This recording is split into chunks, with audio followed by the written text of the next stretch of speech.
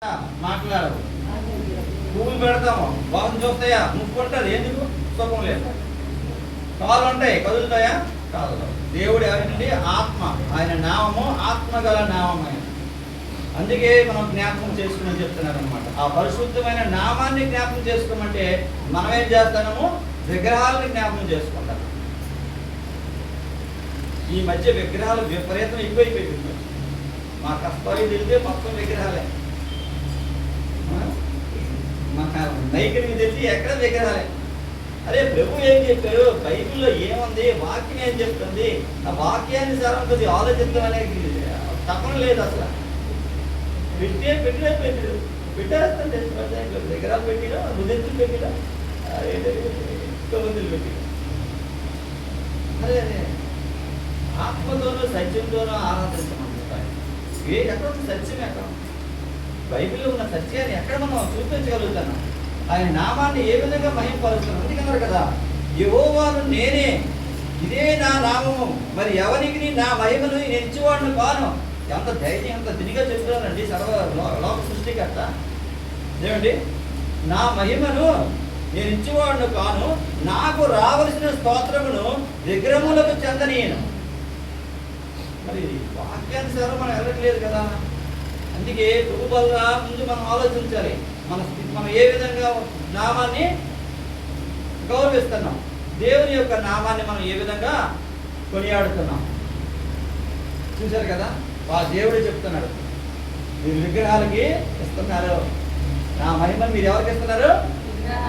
విగ్రహాలకు ఇస్తున్నారు. No, it is not the correct. It is not correct. మహిమపరచాలి. ఆయన మహిమ ఇంకెవరికి ఇవ్వడానికి ఆయన రోషం గల దేవుడు. ఇంకొక వాక్యం, నేను రోషం గల దేవుడును అని చెప్తారు. ఆయన రోషం, ఆయన ఉగ్రత మనం ఏం భరించగలమండి? ఆయన ఉగ్రతని మనం ఎవరో తాళలేము. సూర్యుడి వేడికి మనం తట్టుకోలేము. ఏసీ వేసుకుంటాను రోజు, లేదంటే 10 ఫ్యాన్లు పెట్టుకుంటాను. ఆయన సూర్యుడిని సృష్టించిన ఆ దేవాది దేవుడు ఇంక ఎలా ఉంటుందండి? ఆలోచించాలి మనం. అందుకే వల్ల చాలా ప్రాముఖ్యమైనటువంటిది. ఆయన నామాన్ని మొదట జ్ఞాపకం చేసుకోమని చెప్తున్నారు అన్నమాట. ఏమండి? మత్తయి 1:21 చూడండి. మత్తయి 1:21.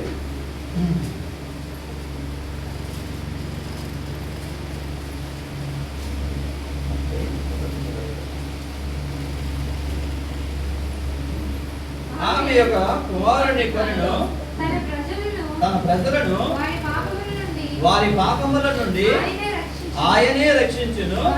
కనుక ఆయనకు యేసు అను పేరు పెట్టుదవలెను. యేసు అంటే అర్థం ఏంటమ్మా? రక్షకుడు. ఆయన దేనికి రక్షకుడు? మన పాపముల నుండి ఆయన విమోచించే రక్షకుడు. ఆయన నామం. అందుకే ఆయన నామాన్ని జ్ఞాపకం చేసుకోవాలి. యేసు నామాన్ని జ్ఞాపకం. ఆయన నా రక్షకుడు, నన్ను నా పాపం నుండి రక్షించేవాడని మనసులో ఆయనని జ్ఞాపకం చేసుకొని మన బలలో చేయమంచారు. మనం ఇదన్నమా ఆయన నామము రక్షణ నామం అన్నమాట. ఆయన నామం ఏ నామమా? రక్షణ నామం. ఏ రక్షణ? మన పాపముల నుండి మనల్ని విమోచించే రక్షకుడు. మన పాపం నుండి ఆయన మనల్ని విమోచించే రక్షకుడు. అందుకే ఆయన ఏం పేరు పెట్టమని చెప్పారు? యేసు అనే పేరు పెట్టమన్నారు. ఏమండి?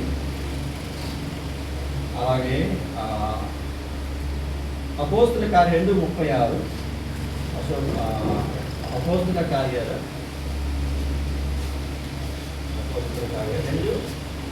2:36. మీరు సిలువ వేసిన ఈ యేసునే దేవుడు ప్రభువుగాను క్రీస్తుగాను నియమించను. చాలా ప్రభుని ఎలా నియమించారంటే ఈ నామము గల యేసుని ఏ విధంగా తండ్రి అనే దేవుడు ఏ విధంగా నియమించాడు? ప్రభువుగాను క్రీస్తుగాను. అభిషక్తుడు. క్రీస్తు అంటే అభిషక్తుడు, దేవుని చేత అభిషేకం పొందినటువంటి క్రీస్తు. అందుకే క్రీస్తు అనే పేరు. అందుకే మనం యేసు అంటే ఎంతో మంది యేసులు ఉన్నారు, కానీ అలా కాదు. యేసు క్రీస్తు అని మనం ఉచ్చరించాలి. అర్థమైందమ్మా? యేసు క్రీస్తు అని మనం జ్ఞాపకం చేసుకోవాలి. ఈయన అభిషక్తుడు, ఈయన రక్షకుడు, మన పాపముల నుండి రక్షించేవాడు. ఎవ్వరు కూడా పాపముల నుండి రక్షించేవాడు ఎవ్వరూ లేరండి, యేసు తప్ప. ఆయన రక్తం పరిశుద్ధమైనటువంటి రక్తంతో మనం కడగబడితేనే మనం దేవుని సన్నిధిలో రెండవ రాకడలో ఆయనతో పాటు ఎత్తబడుతున్నాం. ఆయన నామం, అందుకే అన్ని నామముల కంటే పరిణామం గల నామం.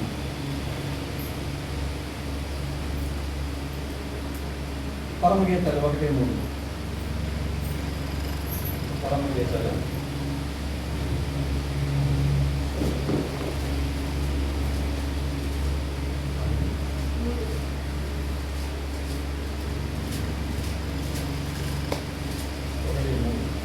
నీవు పూసుకొని పరిమళ తైలము సువాసన కలది, నీ పేరు పోయబడిన పరిమళ తైలముతో సమానము. ఏమిటి ఆ పేరు ఎలా ఉంటుందండి? పరిమళ తైలము పోయబడినట్టు. ఏమంతా చిట్టి పెడితే ఎలా ఉంటుంది? రూమ్ అంతా ఎలా ఉంటుంది? మంచి కుంకుమ ఎవరండి అడుగుదాం లేదా? ఏం లేదు, చిన్న డబ్బాతో మన చెట్టు కొట్టేసరికి మనకు అంతే వస్తుంది. ఆయన నామం ఎలాంటిదండి? పరిమళ తైలముతో పోయబడినటువంటి నామం. అంత పరిశుద్ధమైనటువంటి నామం కలిగినటువంటి యేసుక్రీస్తు. ఎప్పుడైతే ఆయన్ని మనం ధరించామో ఆ పరిమళత్వం మనకి పొందుకుంటాం. మనం ఎప్పుడైతే మనం ఆయన్ని ధరిస్తామో, బాప్తిస్మం ద్వారా మనం ధరిస్తామో, మనము ఏం పొందుకుంటాం? క్రీస్తు యొక్క పరిమళత్వాన్ని మనము పొందుకుంటాం. వీడ మన ప్రవర్తన బట్టి క్రైస్తవ బిడ్డ అని అందరూ కూడా చూడముచ్చటగా చూస్తారు. మనం ముందుంటాం ఎవరికైనా సాయం చేయాలంటే, క్రైస్తవులు కాబట్టి. మిగతా ఎలాగ అనుకుంటారంటే వీళ్ళు క్రైస్తవులుగా అనేటువంటిది ఆ నామానికి ఆ పరిమళత్వము వెదజల్లబడుతుంది. ఏమండి? వెదజల్లబడుతుంది. మనం వచ్చినంత ముందు అడుగులు మిగతా వేయలేదన్నమాట. సహాయం విషయంలో, ఏ విషయంలో క్రైస్తవులు ఆ గుణము ఎలా వచ్చింది? మనకి ప్రభు ద్వారా మనకి వస్తుంది. ఆ పరిమళత్వం వెదజల్లబడుతుంటది. ఏమండి? అది ఆయన నామానికి ఉన్నటువంటి గొప్పదనం అన్నమాట. అదే గొప్ప ఐశ్వర్యం. అది ఆ నామాన్ని జ్ఞాపకం చేసుకోవాలి మనం బలలో పాల్గొనే ముందు. ఏమండి? మొదటిగా ఆయన నామాన్ని మనం జ్ఞాపకం చేసుకోవాలి. రెండవదిగా తర్వాత 1వ దినవృత్తాంతాల గ్రంథం 16వ అధ్యాయము 12వ వచనం. 1వ దినవృత్తాంతాల గ్రంథం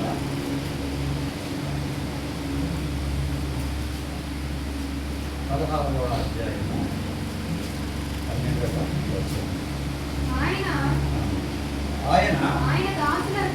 ఆయన దాసులకు ఇశ్రాయేలు వంశస్థులారా, ఆయన ఏర్పరచుకొనిన యాకోబు సంతతి వారలారా, ఆయన చేసిన ఆశ్చర్య కార్యములను జ్ఞాపకం చేసుకొనిడి.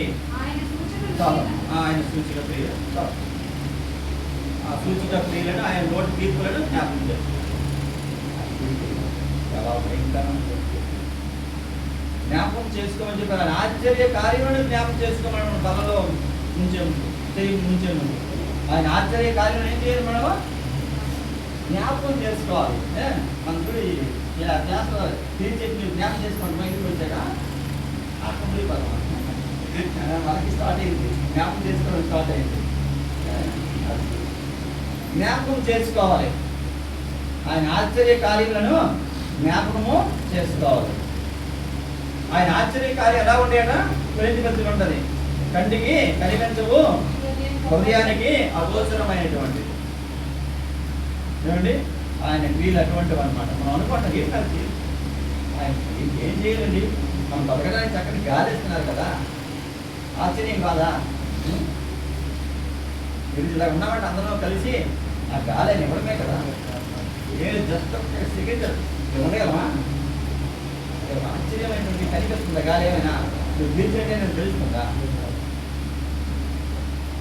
ఆయన ఆశ్చర్య కార్యములను జ్ఞాపకం చేసుకోమని ప్రభువు చెప్తున్నారు. ఏమండి? కలలో చేయించే ముందు ఆయన ఆశ్చర్య కార్యములను జ్ఞాపకం చేసుకోవాలి. ఏమండి? 1వ కొలస్సీ పత్రిక 1:16. కొలస్సీ 1:16. కొలస్సీ 1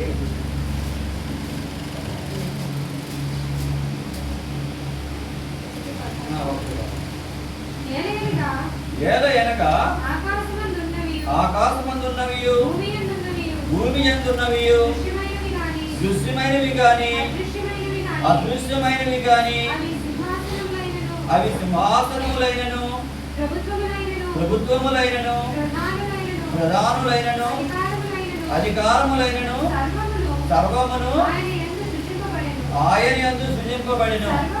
సర్వమును ఆయన ద్వారాను ఆయనను బట్టి సృజింపబడెను. అదండి మనం చూస్తున్నటువంటి ఈ యొక్క సృష్టి అంతా కూడా ఎవరి ద్వారా జరిగింది? యేసుక్రీస్తు ప్రభువు వారి ద్వారా జరిగింది. ఆయన లేకుండా ఏది కూడా చేయబడలేదు. సృష్టి అంతా కూడా ఆయన మూలముగా జరిగింది. మరి మన సృష్టిని చూసినప్పుడు ఎవరిని జ్ఞాపకం చేసుకోవాలి? యేసుక్రీస్తుని జ్ఞాపకం చేసుకోవాలి. తండ్రి అయిన దేవుణ్ణి జ్ఞాపకం చేసుకోవాలి. క్రీస్తుని జ్ఞాపకం చేసుకోవాలి. ప్రభువా, ఈ భూమి మీద నేను ఈ విధంగా నివసిస్తున్నంటే ఇది కేవలము నీ కృప, నీ చేతి పని అని ఒకసారి మనం జ్ఞాపకం చేసుకోవాలి.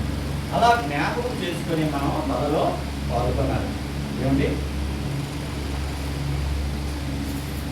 అంతేగాని ఆ సూర్యుడిని చూసి అది సృష్టించబడింది, దేవుని ద్వారా సృష్టించబడింది. సెలవు ఒక మనిషి ద్వారా సృష్టించబడింది. దీన్ని రోజు మనం చూస్తున్నాం. ఒక వస్తువు ఇది, అది ఒక వస్తువు. అది సైన్స్ వస్తువు. చెట్లు ఉన్నాయి, దేవుని యొక్క సృష్టి పని, అది చేతి పని. అవి వాటిని మనం కూర్చుంటున్నాం. ఎవరిని జ్ఞాపకం చేసుకోవాలి? అది చూసినప్పుడు మనం ఈ పర్వతాలు, ఈ కొండలు, ఆకాశం, నక్షత్రాలు చూసినప్పుడు ఎవరిని జ్ఞాపకం చేసుకోవాలి? ప్రభువైనటువంటి యేసుక్రీస్తుని జ్ఞాపకం చేసుకోవాలి. ఎందుకంటే ఆయన ద్వారా అవి సృష్టించబడ్డాయి. అంతేగాని సృష్టి వస్తువుల దగ్గరికి మనం చేరకూడదు. Should not reach the things that are made. అది సృష్టించబడ్డాయి. వాటి దగ్గరికి మనం వెళ్ళకూడదు. ఇంకే మనం మొదటి చెప్పారు, ఏం జ్ఞాపకం చేసుకోవాలి? విగ్రహం జ్ఞాపకం చేసుకోవాలి. దాని మహిమ వాటికి వెళ్ళకూడదు. సృష్టిని చూసినప్పుడు మనం దేవుడిని జ్ఞాపకం చేసుకుని మన బలలో పాల్గొన్నాం. అలాగే ఏమండి, కీర్తన 33, కీర్తనల గ్రంథము 33వ కీర్తన 9వ వచనము. 33 కీర్తన 33. ఆయన మాట సెలవీయగా దాని ప్రకారం ఆయను ఆయన ఆజ్ఞాపింపగానే కార్యము స్థిరపరచబడిన. చాలా చూసారండి, ఎంత చక్కనటువంటి మాట. ఆయన మాట సెలవీయగా, ఎవరు మాట ఇచ్చారు? తండ్రి అయిన దేవుడు మాట సెలవీయగా కుమారుడు ఏం చేశాడండి? దాన్ని నెరవేర్చాడు. చూడండి, ఆయన మాట సెలవీయగా దాని ప్రకారం ఆయన ఆజ్ఞాపింపగానే కార్యము స్థిరపరచబడింది. కార్యము స్థిరపరచబడింది అంటే అందుకే ఎవరి ద్వారా ఈ అంతస్తు జరిగింది? క్రీస్తు మూలముగా ఈ సృష్టి అంతా కూడా జరిగింది, తండ్రి ఆజ్ఞ ద్వారా. అందుకే ప్రతిదీ కూడా మనకి యోహాను పత్రికలో ఏముంటుందంటే, నేను ప్రతిదీ కూడా అంటే క్రీస్తు ఏం చెప్పినారు? తండ్రి చెప్పిన ఆ మాట ప్రకారం నేను అంతా కూడా జరిగించి ఉన్నాననే మాట మనం చూస్తాం. ఏమండి, అటువంటి సృష్టికి మూల పురుషుడు అనమాట. ఎవరు? యేసుక్రీస్తు. ఏమండి, నేల మట్టితో మనల్ని చేశాడు. నేల మట్టితో మనల్ని చేశాడు తన స్వరూపం అందు. ఏమండి, మనల్ని తయారు చేసి జీవవాయువును ఉంచాడు. అప్పుడు నరుడు ఏమయ్యాడు? దేవాత్మ ఆయను. ఎంత అద్భుతం కాదు? అది ఆశ్చర్య కార్యమా కాదా? ఈరోజు ఆ మొదటి మానవుడి నుంచి మనందరము కూడా ఆదాము నుంచి ఇలా అందరము వచ్చారు. ఆదాము చూసారు, ఎంత ఆశ్చర్య కార్యం అంటే అది సృష్టి. అందుకే సృష్టిని చూసినప్పుడు ఆయన జ్ఞాపకము చేసుకొని మనం బలలో చేయించాలన్నమాట. ఏమండి, అలాగే పరమగీతాలు వెళ్తాము. పరమగీతాలు 1 పరమగీతాలు 4వ వచనం. 4వ వచనము. నన్ను ఆకర్షించుము, నీ యొద్దకు పరిగెత్తి వచ్చేదము.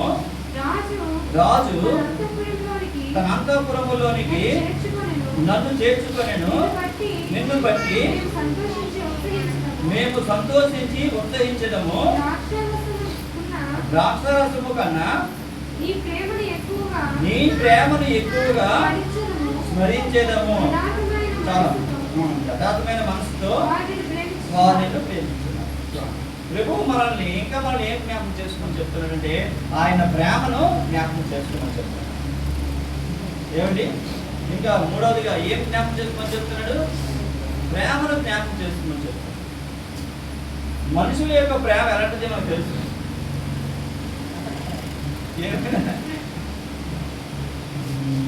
భార్యకి ఏదో ఒక మాట అంటే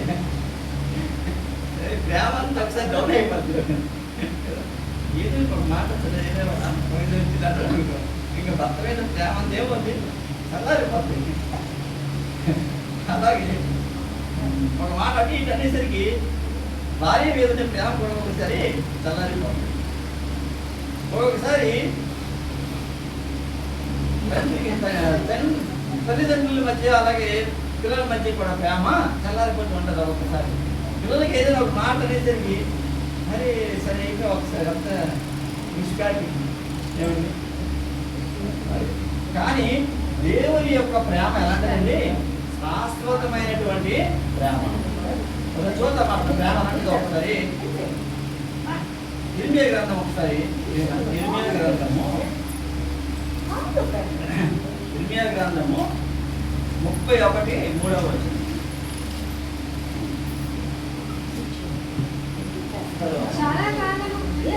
చాలా కాలము క్రిందట యెహోవా నాకు ప్రత్యక్షమై ఇట్లనెను, శాశ్వతమైన ప్రేమతో నేను నిన్ను ప్రేమించుచున్నాను కనుక విడువక నీ ఎడల కృప చూపుచున్నాను. ఎటువంటి ప్రేమ అంటే శాశ్వతమైన ప్రేమ, షరతులు లేని ప్రేమ. ఇటువంటి ఆ కలువరి శిలువలో ఆయన చూపించేటువంటి ప్రేమ. ఏమండి, ఈ మధ్య మనం ఇన్సిడెంట్ అయింది, పేపర్లు చూసుకుంటాం. అదేం ప్రేమ అంటే అది నిజమైన ప్రేమ. అదే చూడండి, మన కోసం ప్రాణం పెట్టినటువంటి యేసుక్రీస్తు నిజమైనటువంటి ప్రేమ. ఈ భూ ప్రపంచంలో ఎవరైనా అలా చేశారా? ఒకసారి ప్రశ్న వేస్తాం. చూసారా? మన కళ్ళ ముందే చూసాం. వాళ్ళు ప్రేమించుకున్నారట 5 సంవత్సరాల నుంచి, ఇప్పుడు చంపేశారు. చూడండి, అదేం ప్రేమ ఉన్నది. అందుకే ప్రభు ఏం చెప్తున్నారంటే మనుషులను నమ్ముడు కంటే యెహోవాను ఆశ్రయించుట మేలు. వాక్యము సరదాగా చెప్పట్లేదండి. చూడండి, వాక్యము శక్తి గలది. అందుకే మొదట ఆయన మాటలు జ్ఞాపకం చేసుకోవాలి. మనం ఆయన మాటలు జ్ఞాపకం చేసుకోవాలి. చూసారా ఎటువంటి ప్రేమ, మనుషుల మధ్య ఉన్నటువంటి ప్రేమ. చల్లారిపోతుంది ప్రేమ. ఇది అశాశ్వతమైనటువంటి ప్రేమ. తండ్రి అయినటువంటి దేవుడు యేసుక్రీస్తు ఎటువంటి ప్రేమ అంటే శాశ్వతమైన ప్రేమ. ఆయన కలువరిలో చూపించినటువంటి ప్రేమ. ఏమండి, అది బలమైనటువంటి ప్రేమ. ఏమండి, చూడండి, శాశ్వతమైన ప్రేమతో నిన్ను ప్రేమించుచున్నాను కనుక విడువక నీ ఎడల కృప చూపుచున్నాను. చూడండి, ఆయన కృప, ఆయన ప్రేమ. ఏమండి, కీర్తన 92 ఒకసారి అమ్మా. కీర్తన 92 4వ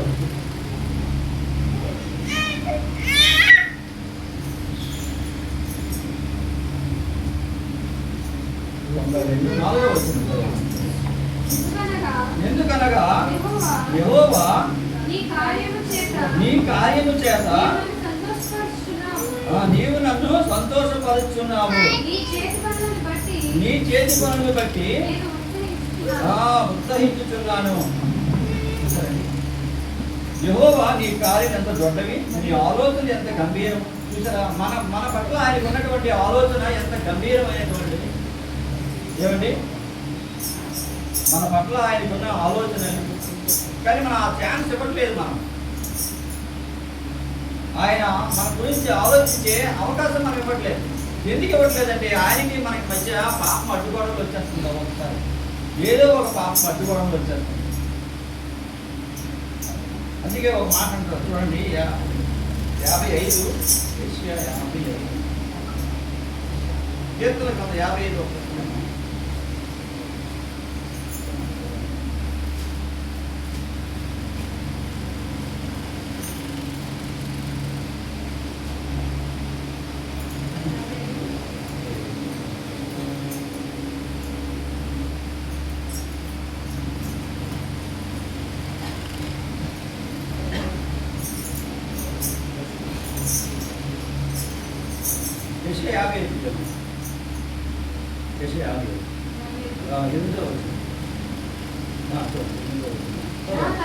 నా తలంపులు మీ తలంపుల వంటివి కావు, మీ త్రోవలు నా త్రోవల వంటివి కావు.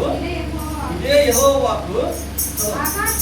ఆకాశములు భూమికి పైన ఎంత ఎత్తుగా ఉన్నావో, నీ మార్గముల కంటే నా మార్గములు, మీ తలంపుల కంటే నా తలంపులు అంత ఎత్తుగా ఉన్నవి. అంటే ఇప్పుడు ఆయన తలంపులు ఎలా ఉన్నాయి? మన తలంపుల కంటే చాలా ఉన్నతమైనవి. ఏమండి, ఇంకా ఏం చెప్పారు? మీ మార్గముల కంటే నా మార్గములు, మీ తలంపుల కంటే నా తలంపులు అంత ఎత్తుగా ఉన్నాయి. ఎంత ఎత్తుగా? ఆకాశముకి భూమికి ఉన్న ఎంత ఎత్తు అంత ఎత్తు ఉన్నాయి. మన తలంపులు ఏపాటివండి? మన ఆలోచనలు ఏపాటివి? అందుకే ప్రభువుకి మనం సమర్పించుకోవాలి. మన యొక్క ఆలోచనలు, మన యొక్క తలంపులు దేవునికి సమర్పించుకోవాలి.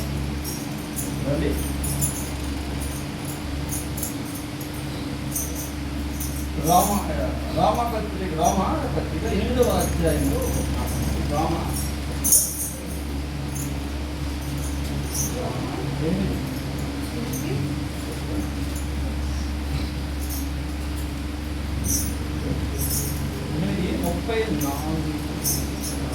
35 అమ్మా.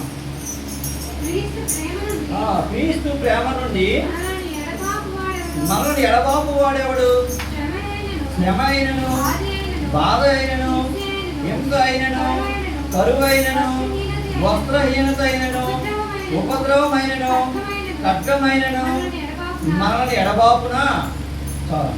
చూసారండి, మనం ఒకసారి అనుకుంటాం, శ్రమ వచ్చినప్పుడు బాధపడతాం. ఒక్కసారి ఏదైనా బాధ కలిగినప్పుడు, హింస కలిగినప్పుడు బాధపడతాం, కొంచెం ఫీల్ అయ్యి మనం ఏమంటే ఏమి దేవుడు అంటే ఏమి తీర్చుని నమ్ముకోవడానికి ఏంటంటే ఏది లేదు అనుకోండి. కానీ ఆ ఇద్దరు రక్షణ ఏంటంటే మనం ఎంతో మన నుండి ఆయన తప్పిస్తాడు. అది గొప్పదండి. అది శాశ్వతమైన ప్రేమలో నేర్చుకొని చెప్తుంటా కదా ఇదే గ్రంథంలో. ఏమండి, శాశ్వతమైన ప్రేమతో నేను ప్రేమిస్తున్నానని దేవుడు అబద్ధం ఆడతారండి, నరుడు అబద్ధం ఆడతారు. నరుల వంటి వాడు అబద్ధం ఆడేటప్పుడు నరుల వంటి వాడు వాడు వాడుతుంటారు. ఏమండి, కానీ మన యొక్క జీవన విధానము, మన యొక్క జీవన శైలి దేవునికి ఏం చేస్తుంది? దూరం చేస్తుంది. ఏమండి, గమనించాలి మనం. అందుకు మనం దేవునికి ఎలా ఉండాలా? సమీపస్తులుగా ఉండాలి.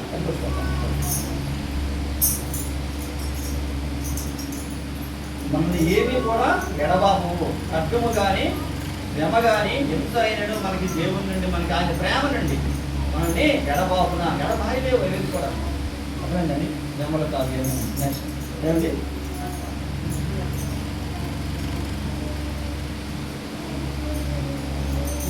పరమగీతాలు 8:7. పరమగీతాలు 8. పరమగీతాలు 8.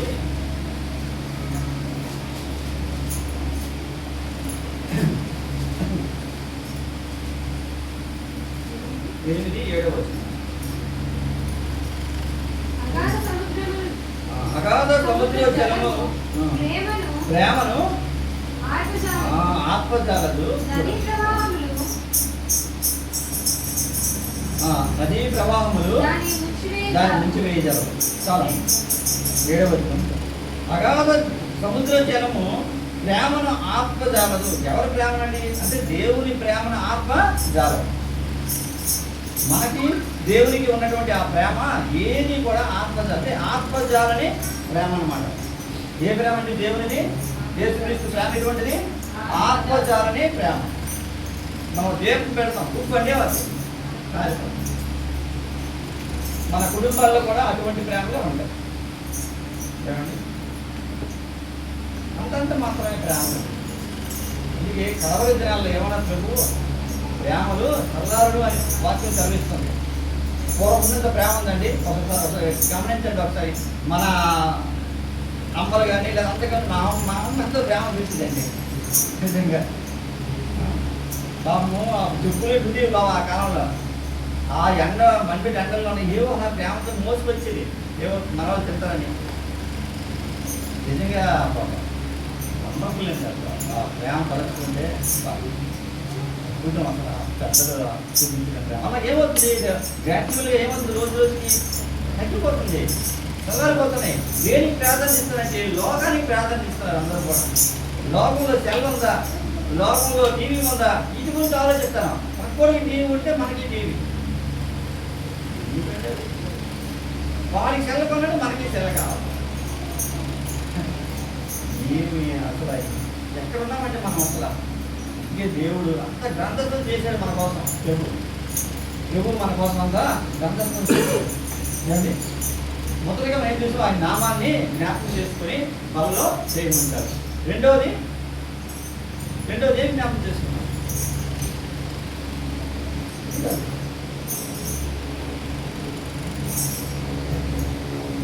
రెండోది ఏంటి జ్ఞాపకం చేసుకున్నాం చెప్పాడు? ఆయన ఆశ్చర్య కార్యములు జ్ఞాపకం చేసుకోవాలి. రెండవ ఆయన క్రియలు ఆశ్చర్య కార్యములు జ్ఞాపకం చేసుకునే పనులలో చేయమంటారు. మూడవది ఆయన ప్రేమను జ్ఞాపకం చేసుకోమని చెప్తారు. ఏమండి? మూడవది ఆయన ప్రేమను జ్ఞాపకం చేసుకోవాలి. ఏమండి? విలాప వాక్య వసతి ఏమో 3 చివరి మాట చెప్తాను. విలాప వాక్యం దివ్య చూడదుంటారు. 3వ అధ్యాయము 19వ వచనం.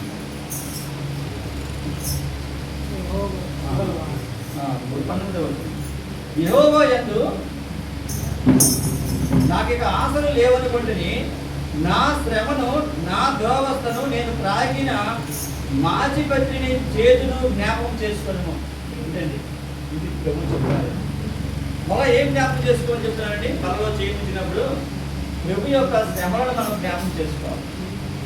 ప్రభు యొక్క శ్రమలు మనం జ్ఞాపకం చేసుకోవాలి. ఆయన కలువరిగిరికి వెళ్ళే ముందు ఎటువంటి శ్రమలంటే అవి, ఆ శ్రమలు మనం జ్ఞాపకం చేసుకుంటే ఈ లోపల పడే శ్రమలు మనకి ఏమైనా గుర్తొస్తాయా? అవి జ్ఞాపకం చేసుకోము కాబట్టి మన శ్రమలు మాట మాటికి గుర్తుంటే మనకి ఏమంటారు? అంతే కదా. మన ప్రభు యొక్క శ్రమలు మనం జ్ఞాపకం చేసుకుంటే ఈ శ్రమ ఏ పడినటువంటి మంచి భావం మనలో కలుగుతుంది. ఆ శ్రమలు జ్ఞాపకం చేసుకోకుండా ఈ లోక వ్యవహారాలతో మనం పోల్చుకుంటే మనము బాధే మనకి మిగిలిపోతాయి, శ్రమే మనకి మిగిలిపోతుంది, హింసే మనకి మిగిలిపోతుంది. అందుకే ఏ హింస అయినను బాధ అయినను ప్రభు ప్రేమ నుంచి మనల్ని పరచలేదని ప్రభు మాట్లాడుతున్నారు.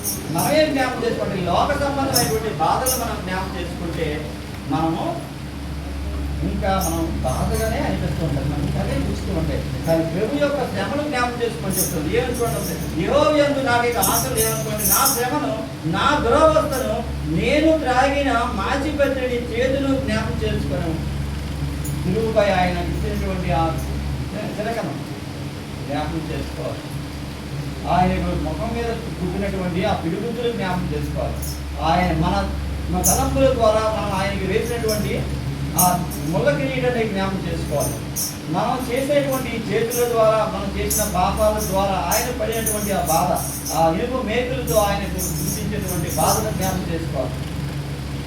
మన పాప భారం అంతా ఆ శిలువపై ఏం చేశారు? ఆయన భారాన్ని మోసారు. ఆయన ఆ మోసే సమయానికి ఏమైంది? దేశమంతా చిమ్మ చీకటి అయిపోయింది.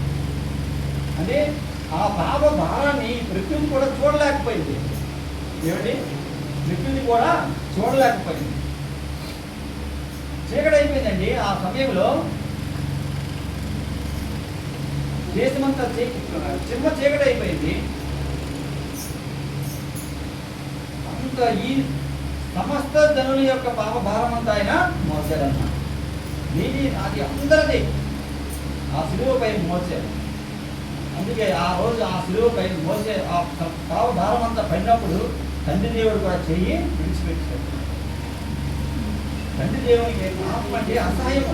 అందుకే నేను పరిశుద్ధులను, నేను పరిశుద్ధులను, మీరు పరిశుద్ధముగా ఉండుడని చెప్తున్నాను అన్నమాట.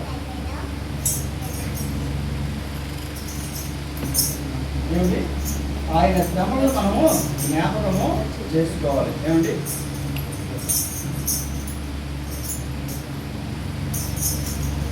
ఆ తొలిగొత్తులు ఆయన పడినటువంటి ప్రతి బాధను మనం జ్ఞాపకం చేసుకోవాలి. విషయ 53లో అక్కడ మాట ఉంటుంది. ఒకటి చూద్దాం. 53 విషయ 53లో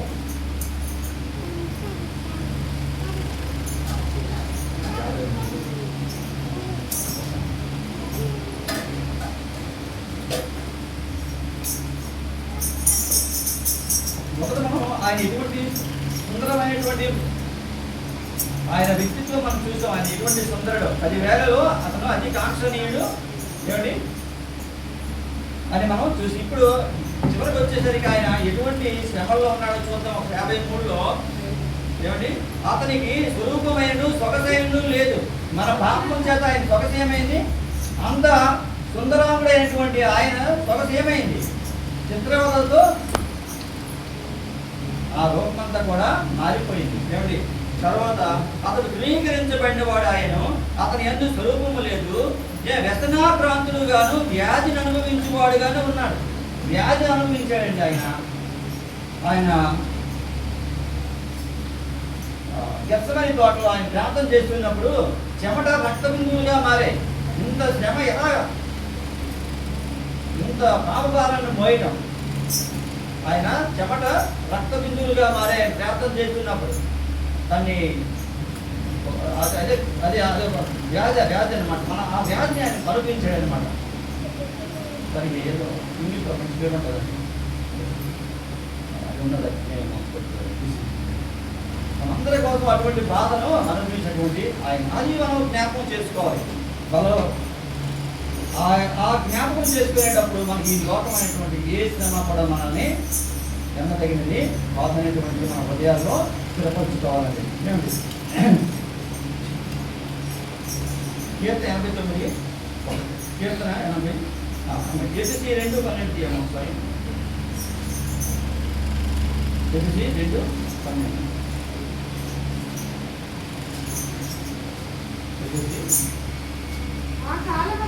ఆ కాలమందు ఇశ్రాయేలుతో సహపౌరులు కాక పరదేశులను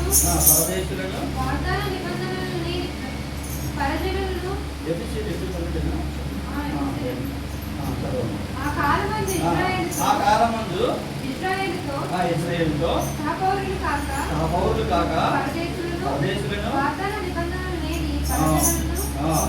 పరదలను నిరీక్షణ లేని వారును లోకమందు దేవుడు లేని వారునై ఉండి క్రీస్తుకు యుద్ధులని మీరు జ్ఞాపకం చేసుకోండి. మళ్ళీ ఏం జ్ఞాపకం చేసుకొని చెప్తున్నాడని మనం నించవు. మీరు ఒకప్పుడు దూరస్తులుగా ఉన్నారు, దేవునికి దూరస్తులుగా ఉన్నారనే విషయం జ్ఞాపకం చేసి, ఇప్పుడు మనం ఎలా దేవునికి దగ్గర అయ్యాం, సమీపస్తులుగా అయ్యాం. ఎప్పుడైతే దేవుడు క్రీస్తు శిలువ మరణం ద్వారా మనం ఏమయ్యాము, మన తండ్రి దేవునికి మనకు ఉన్నటువంటి ఆ దూరం ఏమైంది? పోయింది, తీసి కొట్టివేయబడింది. ఇప్పుడు సమీపస్తులుగా మీరు అయ్యారనేటువంటిది జ్ఞాపకం చేసుకొని మన ప్రభువుల్లో చేయమంటారండి. ఏమండి, ఇప్పుడు మనం దేవునికి దూరస్తులం కాదు. ఆదాము నుండి వచ్చిన పాపం మనం ఏమయ్యాము? తండ్రి అయిన దేవుని దూరం అయ్యాం. కానీ క్రీస్తు శిలువ మరణం ద్వారా ఆయన పొందినటువంటి ఆ శ్రమల ద్వారా మనము దేవునికి దగ్గర అయ్యాం, మనం సమీపస్తులుగా అయ్యాం. మనం అందుకు మనం సంతోషించాలి, మనం ఆనందించాలి. ఏమండి, అందుకే మనకి అది గుడ్ ఫ్రైడేగా అయ్యాం. సంతోషించాలి మనం. ఏమండి, అది జ్ఞాపకం చేసుకోవాలి. మనం ఒకప్పుడు మనం దేవుడు లేనటువంటి వారమై ఉన్నాం మనం. ఎలా ఉన్నామట? దేవుడు లేని వారునై ఉండి. మనం ఎలా ఉన్నాం? ఒకప్పుడు దేవుడు ఎరుగనటువంటి వారు, నిజమైనటువంటి దేవుడిని తెలుసుకున్నటువంటి వారమై ఉన్నాం. దేవుని దగ్గర అయి ఉన్నాం మనం. ఏమండి? అది జ్ఞాపకం చేసుకొని మనం కళలో ఉంచాలన్నమాట. ఏమండి? 89 ఏమో, కీర్తన 89:1. కీర్తన 89:1.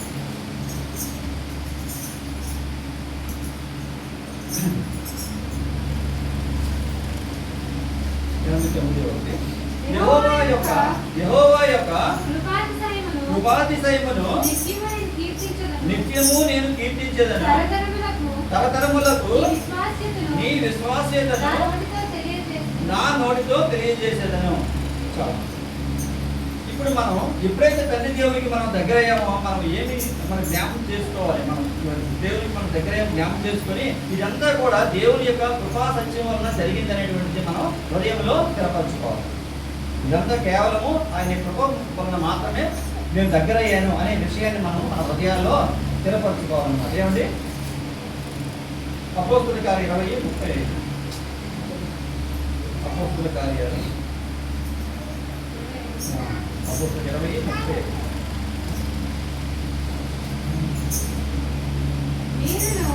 మీరును ఇలాగ ప్రయాసపడి బలహీనులను సంరక్షించవలసి ఉంచుకున్నట్టు కంటే ఇచ్చుట ధన్యము.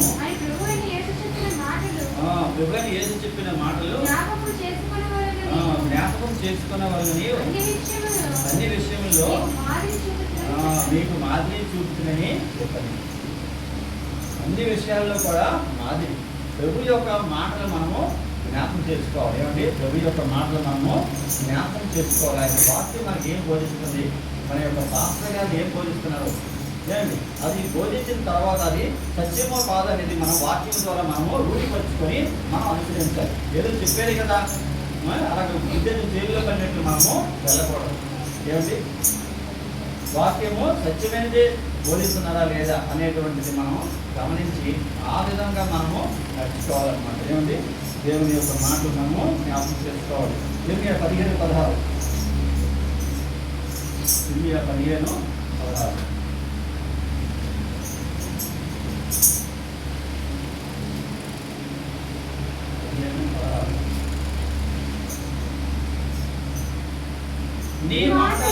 నీ మాటలు నాకు దొరకగా నేను వాటిని భుజించుకునే. చాలా భక్తులు ఏం చేశాడట? దేవుని యొక్క మాటలు దొరికితే భుజించాడట. భుజించాడంటే అన్నం కాదు, అంటే అంతగా భక్షించాడు అనమాట.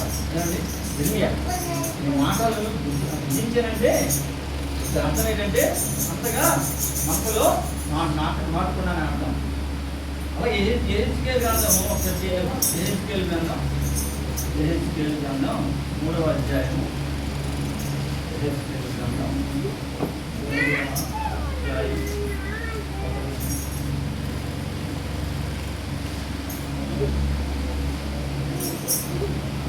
3వ వచనం. మరియు నరపుత్రుడా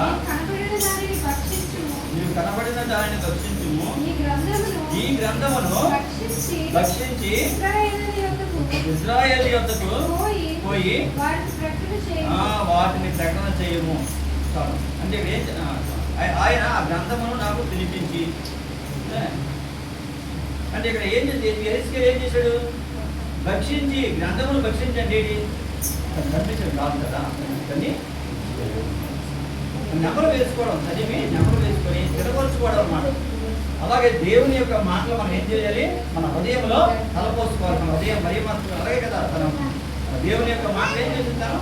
తలపోసుకొని మనం కూడా అదే భక్తితో మనం కూడా దేవుని యొక్క మాటలు మన హృదయంలో స్థిరపరచుకోవాలి. ఏమండి? అది ఇక్కడ ప్రభు మాటలు మనకి చెప్తున్నారు అన్నమాట. ఏమండి? అది ప్రభు యొక్క మాటలు జ్ఞాపకం చేసుకొని మనం దేవుని యొక్క ఆ బలలో మనము పాల్పంచుకోవాలి. ఏమండి?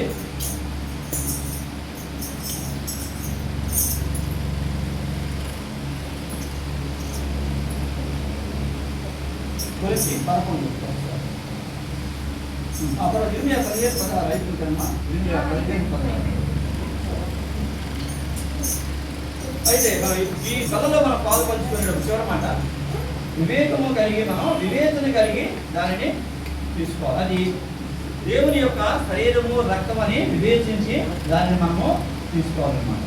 ఏదో ఒక విధిగా పరిగణించి మనం తీసుకోవాలి. ఇవన్నీ కూడా జ్ఞాపకం చేసుకోవాలి.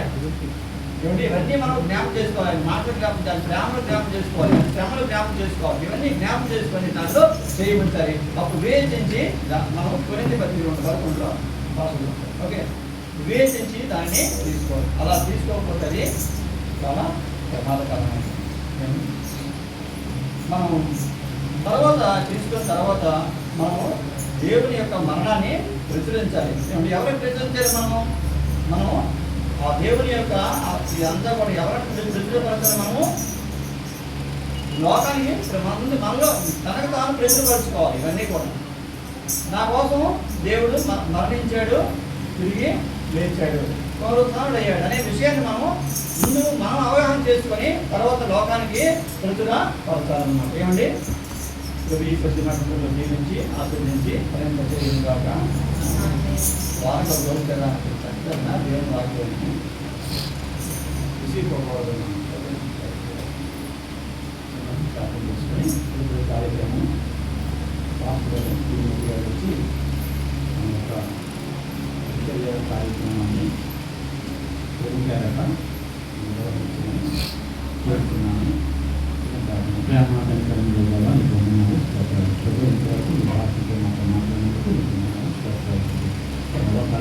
ఏ విధంగా జవా చేయించాలో మాతో మాట్లాడేదండి.